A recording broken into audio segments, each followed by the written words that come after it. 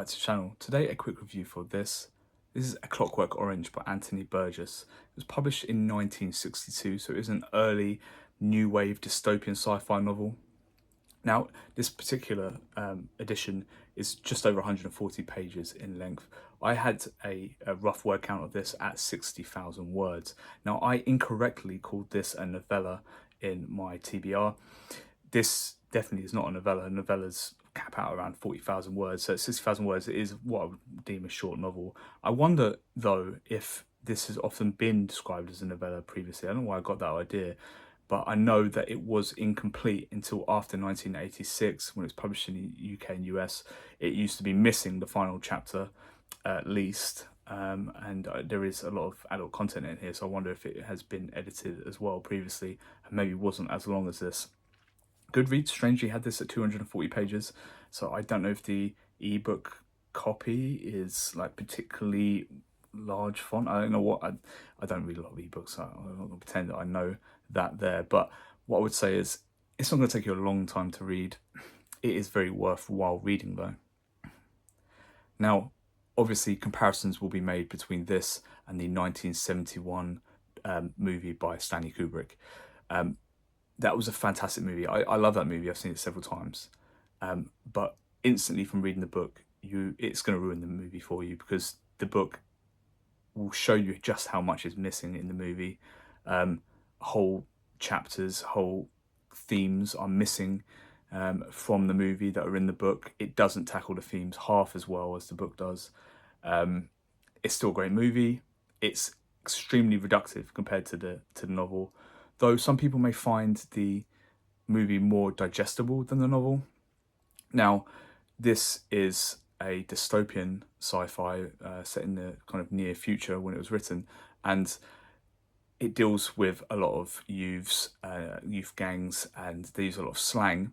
Now, slang effectively is the use of Russian adjectives thrown in to, everyday language in a similar way that kind of, like French words were thrown in Victorian time when you went to go and socialise.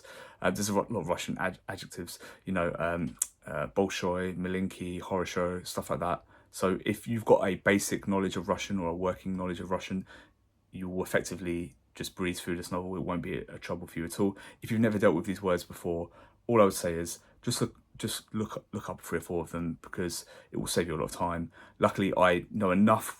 I don't speak Russian, but I know enough Russian that I didn't have to look up any of the words, and that really helps me. So if I give this a higher rating than you would, just keep that in mind effectively. But it's a book that is extremely adult. I did not find this necessarily easy to read.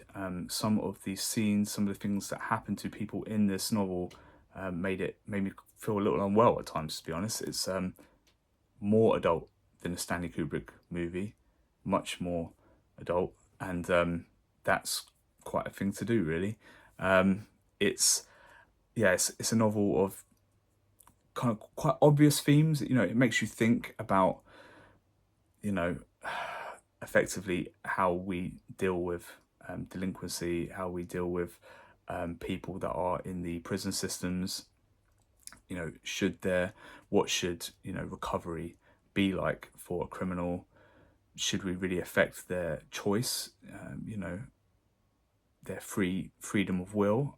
It's heavy stuff. It's very well handled in this novel.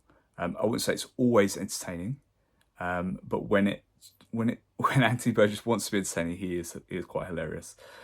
So this is a novel that kind of leaves you in an awkward space sometimes between kind of disgusted and amused. That is quite difficult to deal with from time to time. I enjoyed myself with this novel as much as I could. I think it's definitely worth reading. I think it deserves its spot as a classic.